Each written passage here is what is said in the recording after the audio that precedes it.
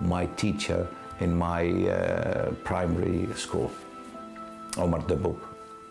He was my teacher.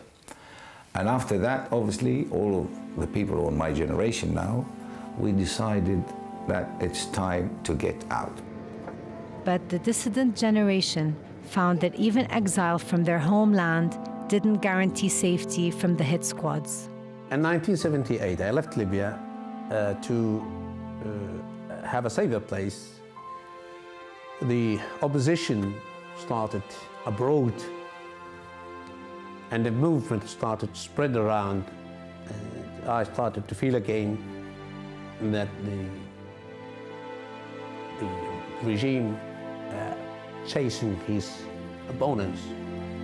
And he assassinated another gentleman on Manchester. And he assassinated another two in Italy. He assassinated another one or two in Lebanon. He assassinated in Greece, 3 people. At an anti-Gaddafi protest in 1984, gunmen firing from inside the Libyan embassy would kill on the streets of London. On 17th of April 1984, we were in front of the Libyan embassy in St. James Square. I was standing like everybody else opposite the embassy. On that demonstration, I was speaking to BC Ivana Fletcher. On that time, was in front of me like you.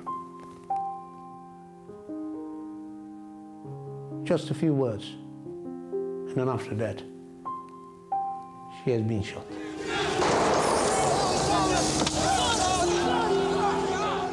Other of my friends or my colleagues, they have been shot. There were 11 being shot. He killed people inside Libya. He killed people outside. He, anyway, can do anything.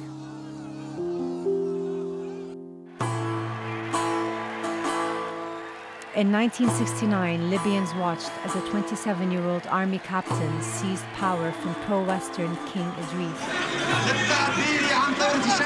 Riding on a wave of Arab nationalism, Gaddafi's coup appeared to herald an era of modernity and the championing of Arab rights.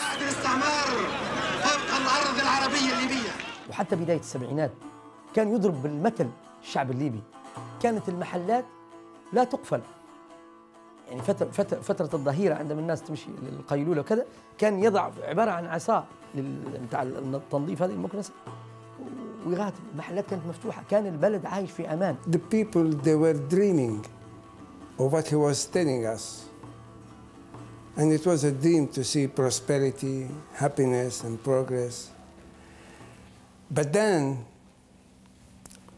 we start to understand, but what happened, that he could really be clever enough to separate the people from themselves. His new order meant the end of political freedom. Elections were cancelled, the constitution annulled, unions banned, and civil institutions undermined. ليبيا ومنذ عدة سنوات يعني أكثر من 40 سنة يعني لا توجد لدينا صحافة حرة، ليس لدينا أحزاب، ليس لدينا مؤسسات، كل شيء محتكر من النظام. في ليبيا ما فيش إلا صوت واحد وهو صوت رأس النظام أو رأس اللانظام فقط. ما عندناش مؤسسات، لا توجد أي مؤسسات في ليبيا.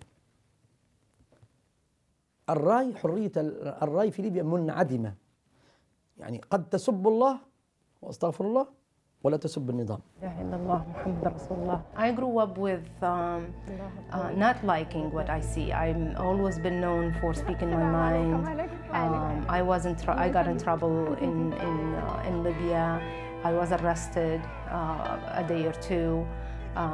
My older brother got me out just because it was just speaking did not do anything, major. Are hungry for basic human rights. My name is Shahrazad Kablan. I'm a teacher. I teach in a high school. all of a sudden found myself an activist. Looking back at Gaddafi and what he has done over the years, 42 years of brutality, 42 years of scaring people, I'm not surprised at what's going on.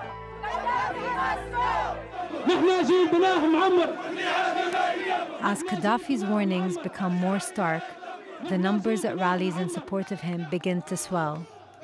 Those who have chosen loyalty to the regime and may heed his call to arms and to re-establish order.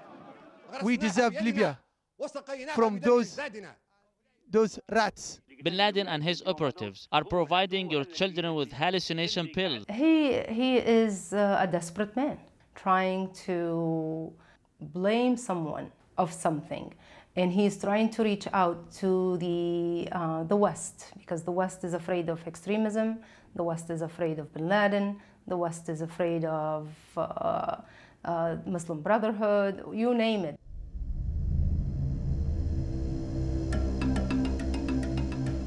Colonel Gaddafi is fast losing the support of his own people. I, General Abdel Fattah Yunus al-Abaidi, have resigned all my posts in response to the revolution of February 17th. Diplomats have been resigning across the world. As Gaddafi's government appears to be on the brink of collapse, The current regime is unjust and oppressive. a string of over 30 senior officials resign in condemnation. Now, among the ambassadors who have resigned is Ali al-Essawi, the former Libyan ambassador to India. This is a madman. This is a madman, and psychologically, he's not stable. Even those within his inner circle begin to defect. I was performing my duties as a diplomat, and no more, no less. First, when I resigned, and I condemned what was happening in my country, the two daughters of mine was brought to the Libyan TV to speak and saying that everything was going okay in Tripoli, no bombing, no killing, no this and that. And what Daddy is saying is not the correct. They did say lie, but they said that it is not correct. Well, you know, they're under custody, but in their house. I mean, in any moment he can pick them up and God knows what will happen.